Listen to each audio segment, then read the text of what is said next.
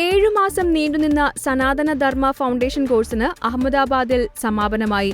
അയുത് അംഗങ്ങൾക്ക് വേണ്ടി 4 ഘട്ടങ്ങളിലായി നടത്തിയ കോഴ്സിന്റെ സമാപനത്തോടനുബന്ധിച്ച് അഹമ്മദാബാദിൽ ആഘോഷ പരിപാടികൾ സംഘടിപ്പിച്ചു.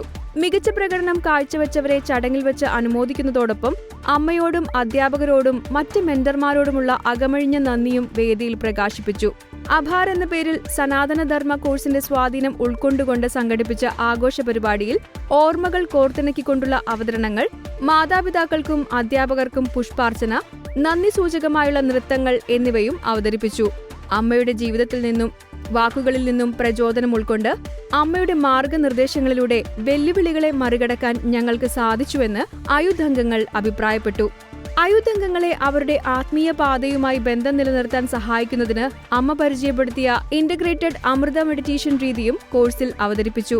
പങ്കെടുത്തവരെ ആത്മവിശ്വാസത്തോടെയും ഭക്തിയോടെയും ആത്മീയ പാതയിൽ സഞ്ചരിക്കാൻ പ്രചോദിപ്പിക്കുന്ന ഒരു ചടങ്ങായി മാറി അഭാർ.